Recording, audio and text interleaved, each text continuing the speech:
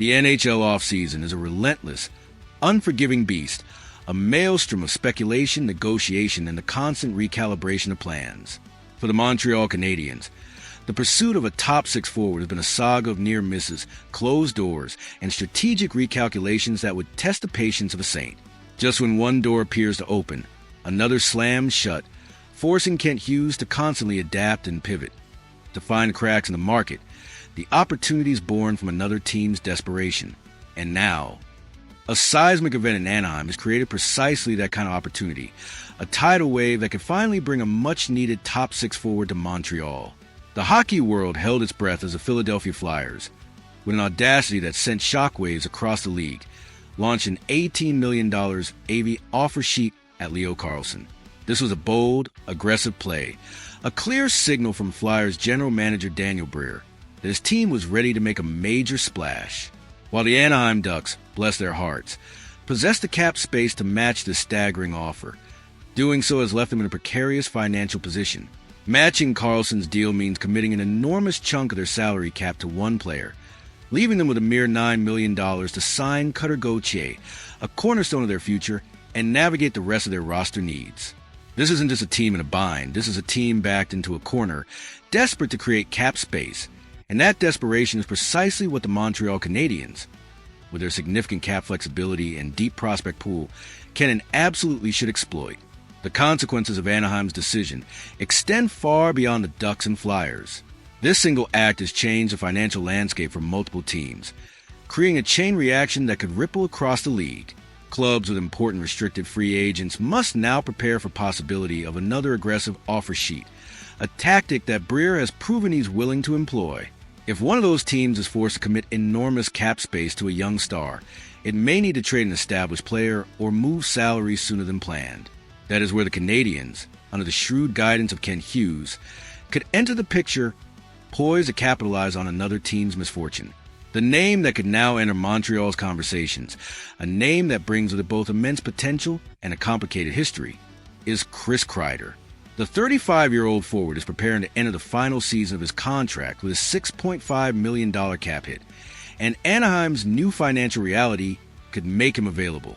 Kreider also holds a 15-team no-trade clause, meaning any potential deal would require his cooperation, but the Canadiens have several compelling reasons to at least explore whether the veteran would be open to coming to Montreal.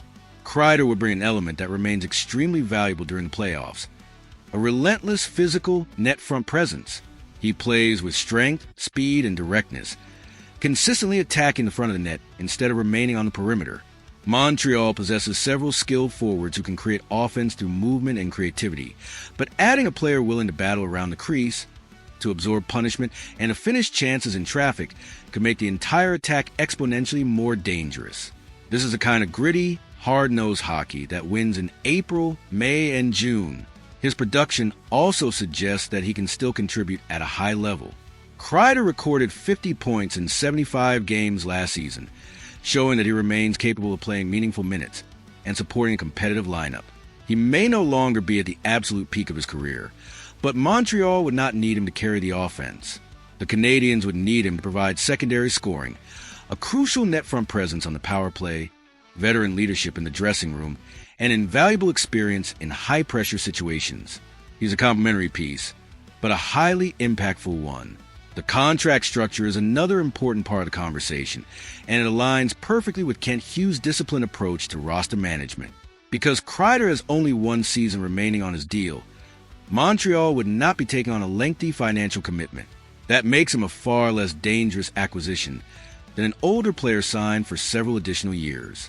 If the fit worked, the Canadiens could discuss an extension later, perhaps a short-term deal that aligns with the team's competitive window.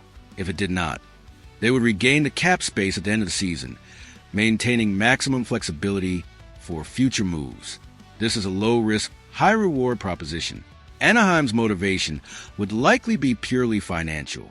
After committing $18 million per season to Carlsson, the Ducks have approximately $9 million in cap space and still need to sign Cutter Gauthier, a player they acquired in a blockbuster trade.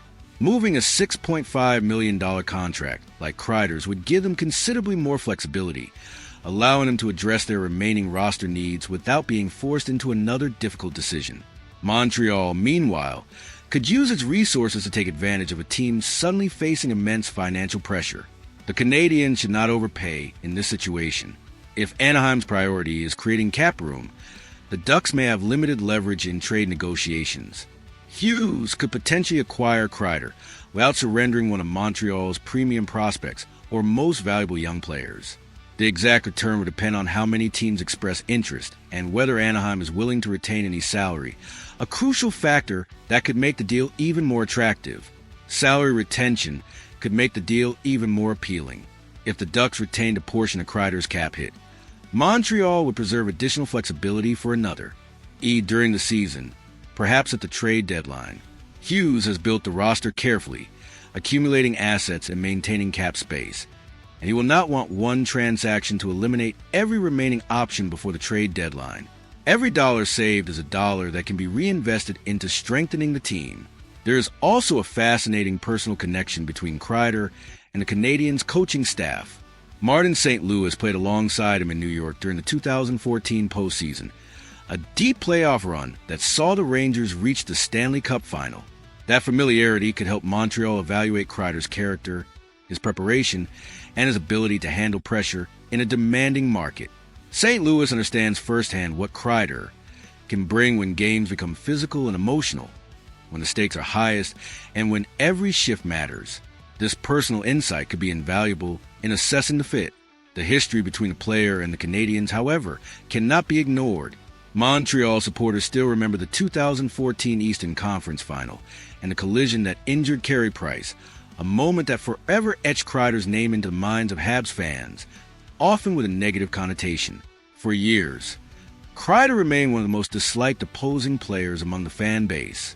Bringing him to Montreal would therefore create an immediate and emotional reaction, a mixture of surprise, skepticism, and perhaps even outrage from some corners of the fan base. That reaction, however, could change quickly if he produced. Hockey fans have seen former rivals become valuable contributors after changing teams. A player may be hated while wearing an opposing jersey, yet appreciated when his physical style, his scoring touch, and his relentless effort begin benefiting the home team. Kreider's willingness to attack the net, absorb contact, and play with an edge could eventually make him a fan favorite at the Bell Center, turning boos into cheers. Brendan Gallagher is the only remaining Canadiens player from that 2014 series, reducing the likelihood that old tensions will become a significant locker room issue. More importantly, professional players understand that roster decisions are made to improve the team. If Montreal's leadership, including Nick Suzuki and Cole Caulfield, believe Kreider could help, the organization would not allow a decade-old rivalry to prevent a sensible move. The focus is on winning, and winning transcends old grudges. From a lineup perspective, Kreider could fill multiple roles. He could skate beside Nick Suzuki and Cole Caulfield, using his size and net front ability to complement their skill and create a truly dominant top line. He could also play on a second line with younger forwards, providing stability, leadership, and creating space for them to operate, allowing them to develop their offensive games without facing constant pressure. His power play impact may be especially valuable. Kreider has spent much of his career establishing position near the crease, screening goaltenders, redirecting shots, and finishing rebounds. Those skills require timing, strength, and courage, and they often become decisive in close games, particularly in the playoffs where power play goals can be the difference between winning and losing. Montreal's younger forwards could also learn invaluable lessons from him. Playoff success is not built only through talent. Players must understand how to manage momentum, respond after difficult losses, and remain composed during hostile road games. Kreider has experienced long postseason runs, including a trip to the Stanley Cup final, and knows how quickly a series can change. His veteran presence and leadership would be invaluable in guiding the Canadiens' young core through the rigors of a deep playoff run. Still, the Canadiens must carefully evaluate the risks. Age eventually affects every player, and there is no guarantee that last season production will continue. Montreal would need to determine whether Kreider's skating, physical condition, and overall effectiveness remain strong enough to justify his cap hit and role. A thorough medical evaluation and a deep dive into his analytics would be essential. His no-trade protection creates another uncertainty. Montreal would need to know whether the Canadiens are among the teams he can block. Even if they are, Kreider could waive the clause if he believed the situation offered a legitimate chance to compete for a Stanley Cup. The Canadiens' improvement, young core, passionate market in connection with St. Louis could all become part of the recruiting effort, painting a compelling picture for a veteran looking for one last shot at glory. The decision would also depend on Montreal's broader plan.